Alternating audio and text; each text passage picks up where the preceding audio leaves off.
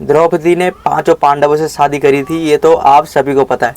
लेकिन क्या आपको पता है कि जो द्रौपदी थी वो पांचों पांडवों से शादी क्यों करती है? आपको वैसे जिसने महाभारत देखी होगी उनको सबको पता होगा कि द्रौपदी ने पांचों पांडवों से शादी क्यों करी थी। लेकिन जिसको पता नहीं है कि द्रौपदी ने पांचों पांडवों से शादी क्यों करी थी, उसको मैं बता दूं कि देखो, द्रौपदी के दो कारण होते हैं पांचों पांडवों से शादी करने के। तो सबसे पहले हम शुरुआत करते हैं कि जो पांडव थे वो वहाँ पर द्रौपदी के जहाँ स्वयंवर होता है वो वहाँ पर पहुँचते कैसे हैं। आप सबको पता है कि जो दुर्योधन होता है, दुर्योधन ने पांडवों को मारने के लिए लक्षगृह में उनको बुलाता है और वहाँ पर वो उनको बुलाने के बाद आग लगा देता है, जिसके कारण जो उनकी माता कुंती होती है और जो पांचों पांडव होते हैं उनको जो संजय होता है वो पहले ही सूचित कर देता है कि तुम्हारे साथ दुर्योधन ऐसे ऐसे करने वाला है। तो वो एक गुफा से बाहर निकल आते हैं और जो लक्षगृह में आग लगी होती है वो वहाँ से बच जाते हैं। अब जो कुंती होती है वो कह देती है कि हमें वापस नहीं जाना है, हम अब यहीं रहेंगे, हमें हस्तिनापुर में नहीं जाना है। तो वो पांचों पांडव मान जाते हैं और वो कुंती की बात मानकर ही हस्तिनापुर नहीं जाते। अब वो अपना भेष बदल कर रहने लग जाते हैं। अब आप सबको पता है कि दूसरी तरफ जो कि द्रौपदी थी उसका स्वयंवर भी होना था। तो जो पांडव होते हैं वो क्या करते हैं, वहाँ पर पहुँच जाते हैं स्वयंवर में। अब वहीं पर जो कि श्री कृष्ण जो पांचाली थी उनको अपनी सखी मानते थे। अब जो श्री कृष्ण होते हैं वो उनको बताते हैं कि तुम्हारे जीवन का लक्ष्य कुछ और है, और वो अर्जुन को जो कि अपने पति के रूप में प्राप्त करना चाहती थी।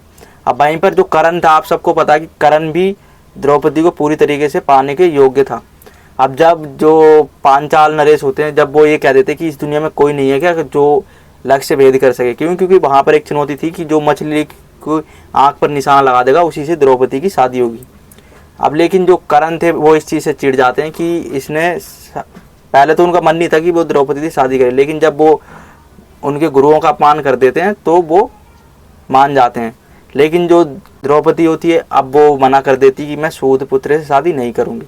अब वहीं पर जो अर्जुन और चारों पांडव होते हैं वो भेष बदल के वहाँ पर आए हुए होते हैं। तो अर्जुन क्या करते कि वो निशाना साध देते हैं और वो उससे शादी हो जाती है द्रौपदी की। अब जब द्रौपदी की उससे शादी हो जाती है तो अब वो जो पांचों पांडव होते हैं अब वो क्या करते हैं कि द्रौपदी को अपने घर ले जाने की सोचते हैं। और वो घर ले जाते हैं तो वहाँ पर देखते हैं कि उनकी माता कुछ कार्य कर रही होती है।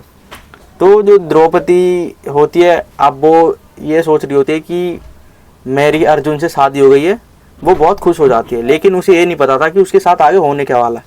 पांचों पांडव क्या कहते हैं कि माता देखो हम आपके लिए क्या लाए हैं आज।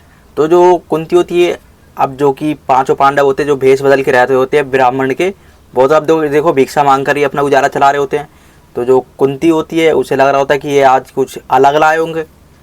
तो जो कुंती होती है जब उसको कहते हैं कि देखो माता हम क्या लाए हैं, तो जो कुंती होती है वो बिना सोचे समझे बिना देखे ही जो द्रौपदी होती है उसको कह देते कि पांच भाई आपस में बांट लो, क्या विशेष लाए हो तुम ऐसा। लेकिन जो कुंती होती है उसको ये पता नहीं होता कि इस बार वो स्त्री ले आए हैं शादी करके जो अर्जुन लाया था। लेकिन जब वो ऐसा कहते हैं तो अब वहीं पर जो पांचों पांडव होते हैं वो शौक हो जाते हैं कि ये उनकी माता ने क्या क्या दिया। अब लेकिन वहीं पर जो कुंती होती है जब पलट कर देखती है तो वो शौक हो जाती है वो भी कि हैं ये क्या लिया है और इस बार मेरे मुंह से क्या निकल गया।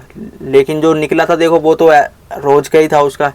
अब वहीं पर जो अर्जुन होते हैं वो कहते हैं कि हम पांचों भाई कैसे बांट सकते हैं इसको आपस में, ये तो स्त्री है।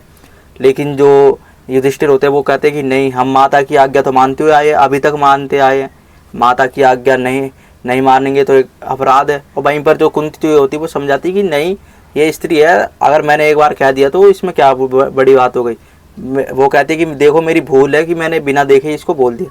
लेकिन जो युधिष्ठिर होते हैं वो इस चीज़ को नहीं मानते और वो कहते हैं कि देखो नहीं, अब अगर तुमने ये चीज़ बोला है तो ये यही होगा। अब वहीं पर जो द्रौपदी होती है वो भी शौक हो जाती कि ये उनकी माता ने कहा क्या है।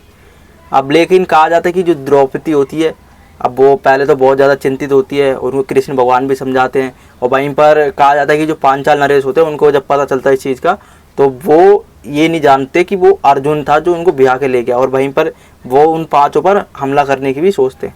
लेकिन जो श्री कृष्ण होते हैं वो उनको उनका परिचय दे देते हैं। और कहा जाता है कि जो द्रौपदी होती है बाद में उनकी शादी जो कि पांचों पांडव थे, आप सबको पता है कि उनसे उनकी शादी हो जाती है।